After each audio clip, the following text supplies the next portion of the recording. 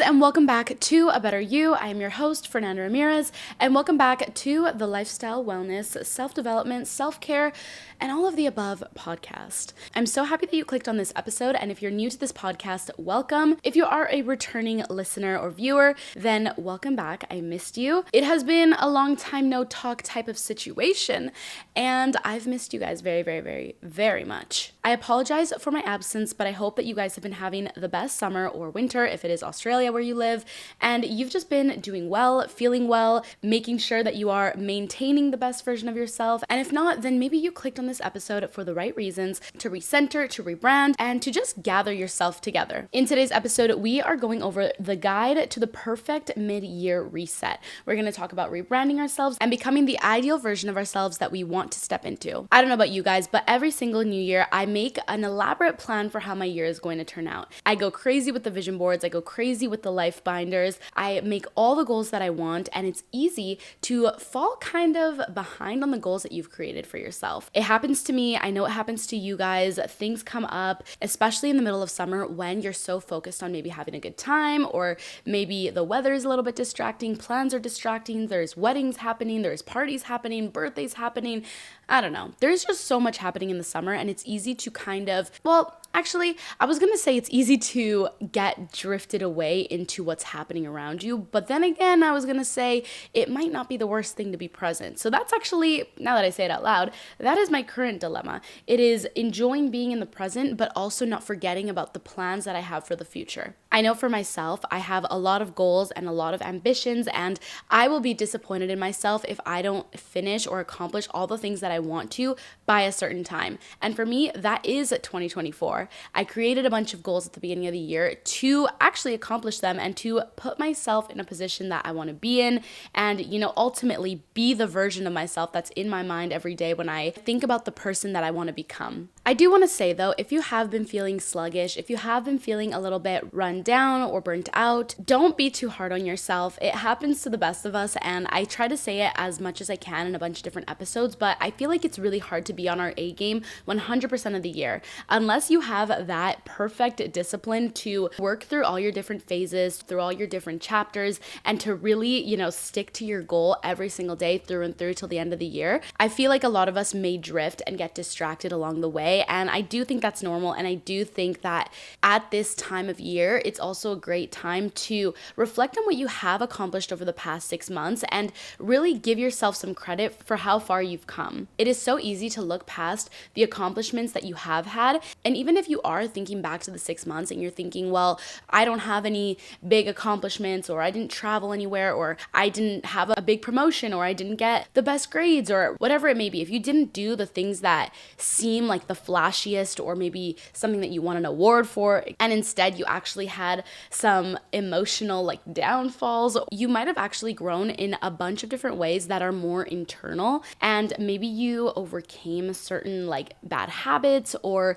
maybe thoughts that you had in your mind, or maybe you experienced new things and it's actually made you look at things from a different perspective, or maybe you've changed your mind on something, or you've kind of just learned from an experience, or I don't know, maybe you had an emotional breakthrough. I feel like those types of things can be overlooked when you're just looking for the accomplishments, but those things in themselves can cause so much growth. And even if you've had just a significant change in your life, I think those are things that are worth paying attention to and giving yourself a pat on the back too, because those things are not easy. And I know I speak for myself when I think about the past 6 months that just happened. There's been so many things that I've done that were kind of bucket list items, traveling, maybe little milestones that I had, but also just changing things up in my life and mental health wise. And even though those aren't necessarily awards, you don't get an award for going through those things, I do feel like when you come out on the other side and you did see that things will pass, it does get better, and those tough times don't last,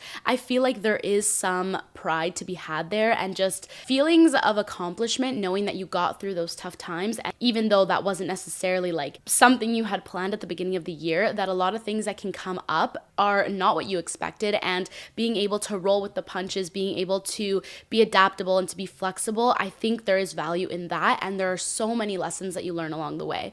So I hope that made sense. I hope that that wasn't kind of like cryptic. I feel like I was explaining kind of my situation, but seeing if it would apply to you as well. But I guess what I'm trying to say is, regardless of what you've accomplished, there's been so much growth in the past 6 months, and it shouldn't go unnoticed, even if you've had a tough 6 months and you feel like it's not as flashy as someone else. I will also say that when you do look online, there are so many people, especially in the summer. I feel like everyone's traveling, everyone's accomplishing things, everyone's taking photos, but everyone is posting the highlights of their life, and it is their highlight reel. So don't get kind of warped into the idea that everyone's days are perfect. I know for myself, even there was times where I was crying the night before, and then the next day I posted a photo maybe from the past week where I felt pretty, and in my head I maybe posted that thinking like, oh, I'm just gonna like ignore what's going on in my life, and I almost wanna kind of distract myself from it and post the good, even though someone else may see that good and think, wow, there's nothing going on in that person's life, everything is so perfect, everything is so great, when in reality there's more to the story. But I will say, I don't think there's anything wrong with that if you're the person, because sometimes you kind of just want to look past tough times. But I will say that is also why following relatable creators that kind of talk about their struggles openly can be helpful to you. But the main message there is to say that just because you're seeing everyone's highlight reels, that does not take away from what's going on in your life, and you shouldn't feel the need to compare because people are posting their best, most filtered, most picture perfect moments. Just to give you a little bit of an update on my life and the past 6 months, I feel like I'm in a really good position right now. I am so excited for the next 6 months to come because I really do feel like I'm doing a rebrand. I feel like the past 2 months, even though I haven't been that present on socials, I feel like in my head I've compartmentalized the time periods as like me in my old home 2 months ago, this transition phase of moving and hiring people to expand my team and to be more equipped for the months to come. And then once this is all settled, I feel like it's going to be the time in my new apartment and after this big transition. I do remember, and this is kind of like just a side piece, but I just kind of want to bring it up. When I was in LA and I was spending a month there in April, I went to a psychic and she told me that the next phase when I come home was going to be a huge time of healing for me. And I think she was 100% right. I also got the tattoo 555, which symbolizes change, when I was in LA. And low-key, I was so nervous when I got that because I was like, is this giving Moldavite? Is this giving I just invited and literally imprinted into my skin that change is going to come? I was very nervous. But putting those two together, like the psychic and the tattoo, those were not wrong. I do feel like I'm in a big healing, transitional, changing phase. And even though I was kind of a little bit mad at it, I feel like I'm not mad at it now just because I'm so excited for the next 6 months. But I'm definitely in need of reflecting on the past few months, how everything happened, what I learned from it, and then how I'm going to move forward. So this is definitely something that I'm going to work on behind the scenes. I'm going to tell you guys how I'm going to do that. And then I hope you guys do the same, so you're prepared for the next 6 months to come. Right now is the middle of summer, and although I love summer, I love having a good time, I love spending time outside with my friends in the sun, I am also very eager for the fall to come and to kind of lock back in mentally. There's just something about September that feels like a new year to me, and I feel like knowing that we're almost stepping into August, it's kind of prepping us for like the new year. And if you are in school or you are in college, I guess we're all going back to school at this kind of time. So I think it's the perfect time to do a little reset, a little rebrand, and yeah, I'm so excited. So first off, when we talk about a mid-year reset, I looked up online and it says that a personal mid-year check-in is an opportunity to revisit and reassess your goals. Whether you set these goals at the start of the year or on a quarterly basis, this check-in allows you to evaluate your progress and plan for the remaining half or the last 2 quarters of the year. If you guys have a journal, this is the perfect time to pull that out, or even just to use the notes app on your computer or on your phone, your diary, whatever that may be, and writing out some prompts for yourself to process what happened in the past 6 months. I'm sure there's a lot of prompts that you can even come up with, like what was my favorite thing that happened in the past 6 months? What was the hardest thing? What did I like the most? What did I learn from the most? But you can also go on Pinterest and search up mid-year reflection questions, and there are so many that come up. Side note, but I am actually going on a flight tonight because I'm going to New York for a premiere, and I think I'm going to bring my journal with me when I'm on the plane to kind of do these questions myself. But I wanted to list you off some questions for you to reflect on and to ask yourself if you choose to do these. I'll go through them kind of slow if you want to repeat after me or write them down, and then you can do them yourself. The first one is to reflect on and celebrate your wins. It is so important to acknowledge the things that you have done correctly, the wins that you've had, even if they seem minuscule. Like I said at the beginning of this episode, even something like going through a tough time is a win. So don't underestimate those or brush them under the rug. Let me go on with the next few questions. What are some challenges you faced? What things would you like to keep doing? This could be good habits, maybe friendships that you've made, maybe routines that you've implemented. What are things that you want to change? This could be kind of like your outs. So something that isn't working with you, or maybe friends that are in your life that are not aligning with you, or maybe it's even narratives that you've been telling yourself that are not feeding you any good or doing you any justice. Maybe that's letting go of insecurities or letting go of bad habits. What was your expectations for this year, and how has it changed compared to January? What are you still holding on from last year that you haven't been able to release?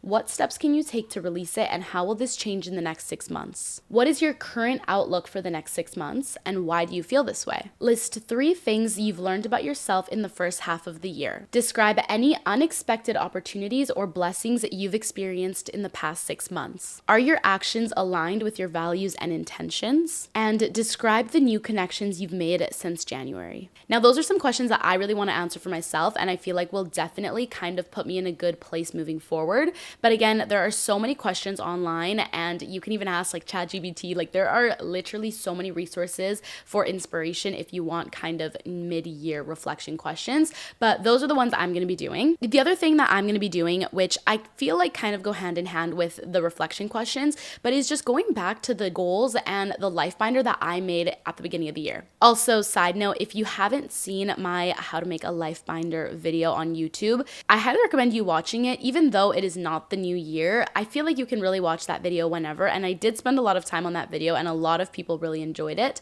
So I would highly recommend watching it. But basically, I made this binder where I kind of split up my life into different categories, such as mentality, physical self, spiritual self, emotional self, etc., etc. But I basically split this binder up in different sections of my life, and I created goals for each one for the year. And then I added some inspiration photos as well, just to give me a little bit of a boost. Yeah, just kind of put me in the right mindset. But I really enjoyed making that, and I have it on my bedside table. So I really like it. I think it's so aesthetic. I think it is so crafty. And if you are a crafty person, then I feel like it's kind of the perfect little DIY or craft that you can make. And making it for the next 6 months would be a very great idea.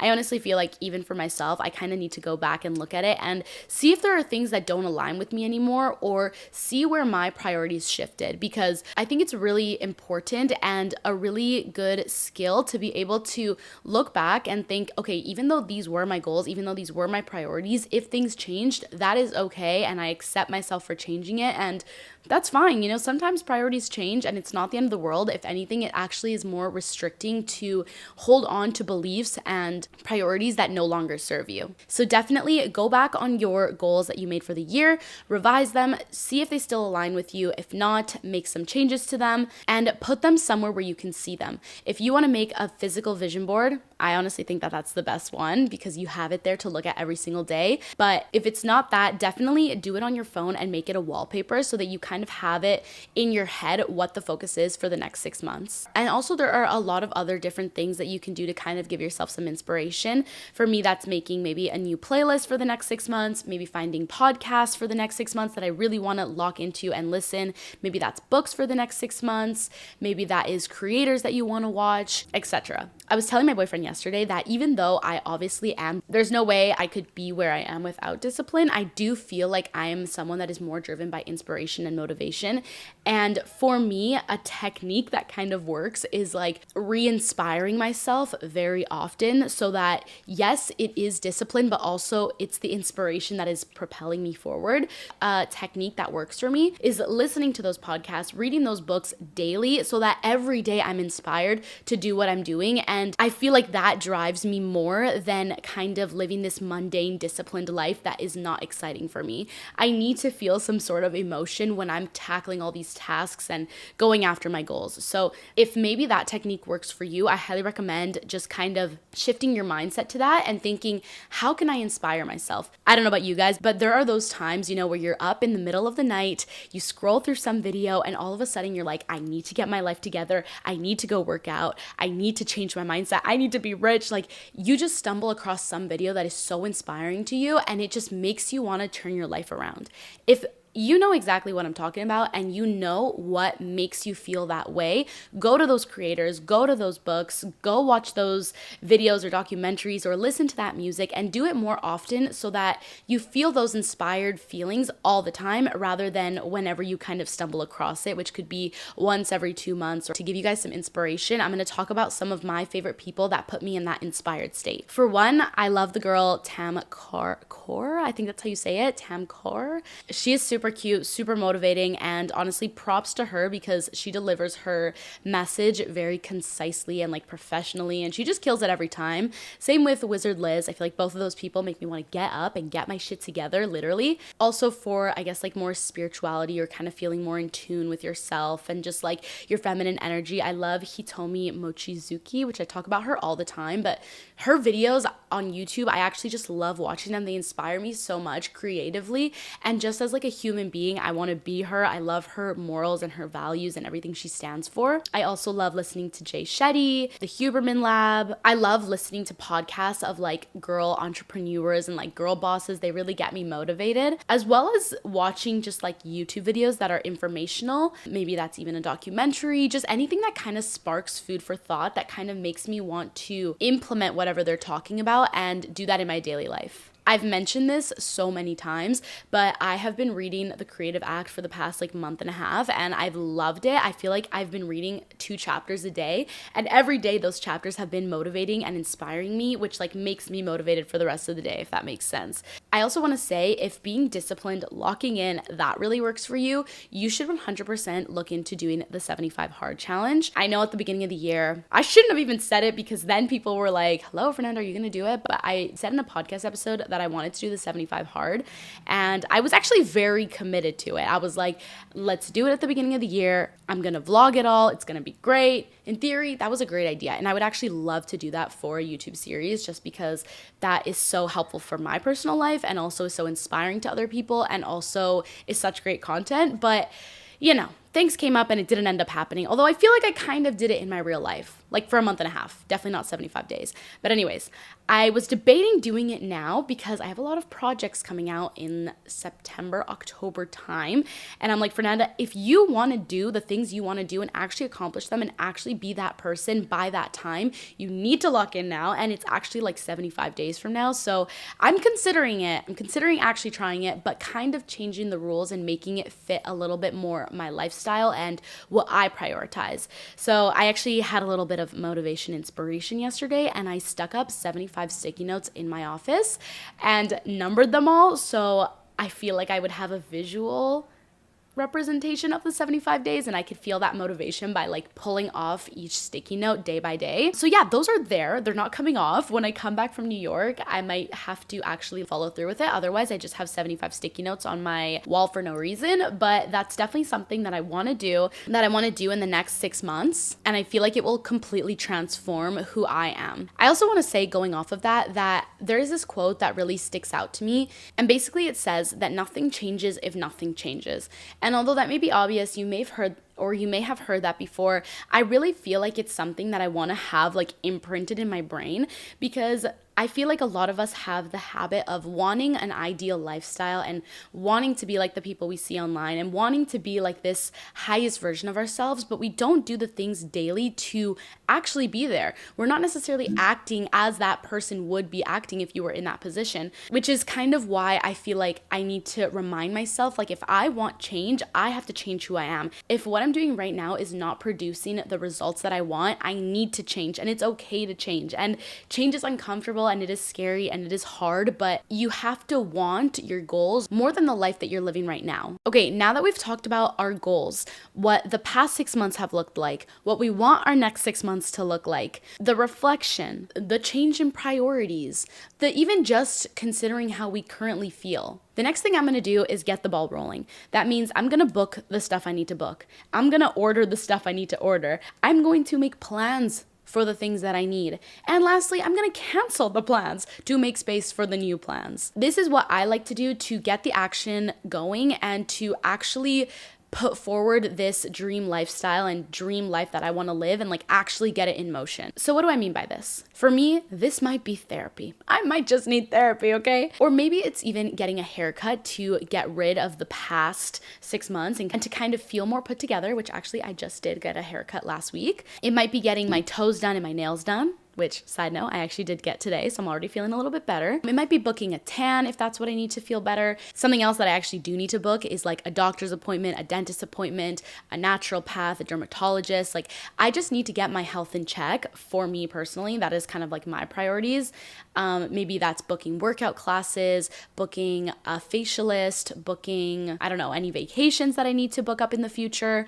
Maybe for you, if you have like a schedule, maybe it's booking off time for, I don't know, your own relaxations or your own trips coming up, but just overall booking the things you want to get booked and kind of forcing yourself through a glow up. Once you book all these things, you can put it into your calendar and truly organize your calendar for the next 6 months and have a little bit more structure in your life and feel like all those maintenance things that you want to get done are already accomplished. The next thing that I want to do is order things. Obviously, you do not have to do this if you don't want to. If you already have the things you need, then you do not need to buy stuff again. But for me, there are some missing things that I wanted to buy that would make me feel better. I literally just ordered today some like teeth whitening strips. For me personally, my order list is more looking like furniture. I need to get furniture in since I've just moved and kind of stop putting that off. For me, this may also be ordering any clothes that I need for upcoming events, for upcoming parties, for upcoming trips, for upcoming, I don't know, things that I'm doing, just any of those things. Step 3 is to make plans.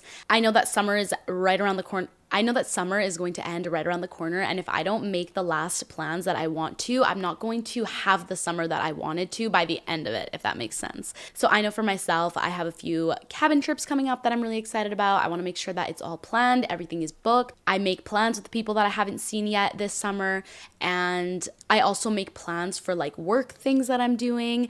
I don't know, just a lot of planning, a lot of scheming. I swear my calendar is actually filled up until like the middle of October right now, and I'm honestly not mad about it either because it gives me something to look forward to, and it also gives me more structure and more kind of like a little fire under my butt to kind of get my shit together because I have things coming up. And also on that note, sometimes just actually making the plan, even if you don't feel like you're ready for whatever it is, will actually just make the plan happen rather than continuously putting it off, because that's something I tend to do and I procrastinate things. So as long as it's booked and it's in my calendar, I just know that I have no way out of it. I have to do it and it's going to get done. And then the last kind of step in this little list is to cancel things. I don't know about you guys, but as a chronic people pleaser, it is very often that I overbook myself or I say yes to too many things. And I feel like the older that I get, I've learned that I do need to prioritize myself at the end of the day. And sometimes doing something just because it's fun is not necessarily worth it if it causes me to miss out on a bunch of other things that are really important to me. Or, you know, maybe canceling that one night out is going to prevent me from feeling sluggish the next day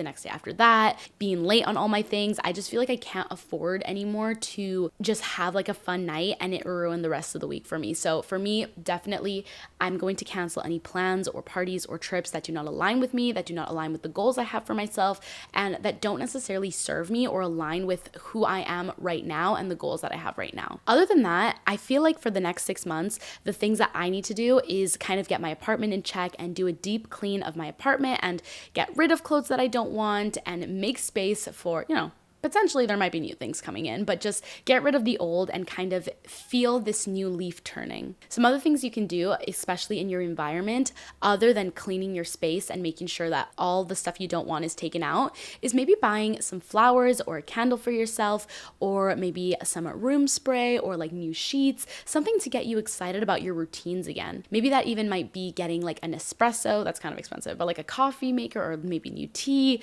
or maybe a new skincare product, something that is going to make your routines a lot easier and just make you feel like you're in flow again. I know for myself, a book that I'm really going to read and prioritize in the next 6 months is Atomic Habits. I did read it like 3 years ago, and low-key, that was like when my habits were so in check. So I think I definitely need to read that to get myself inspired and to get myself motivated for the next 6 months and just to kind of remember what it takes and how to make these habits actually happen. Anyways, I'm going to end off the podcast here. If you guys want to see me do these things actually in video, I would would love to make a YouTube video for this, or just kind of show you guys what my new routine is for the next 6 months.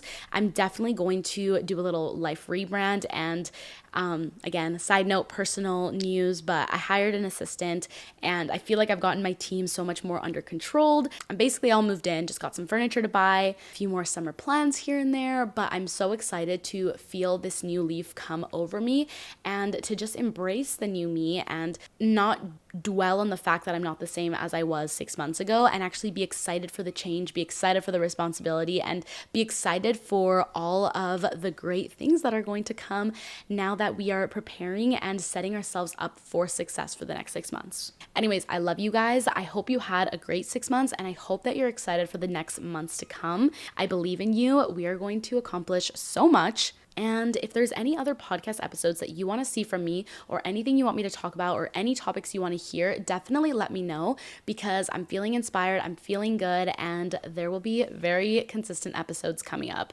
Again, I don't want to keep apologizing because I feel like I'm over apologizing, and it's actually just embarrassing now, but I really am going to get back into a consistent schedule, and I'm very, very, very excited to do that. I feel creatively in tune, and yeah, I'm excited. I love you guys, and definitely check up on my socials. I will be in New York. I will be at the cabin with my boyfriend next week, and I feel like I'll just have a lot of fun content coming up. So definitely stay in touch. I love you. Please DM me how your past 6 months went and what you're excited for in the next 6 months, and I will reply to you. And yeah, I'll see you guys soon. I love you.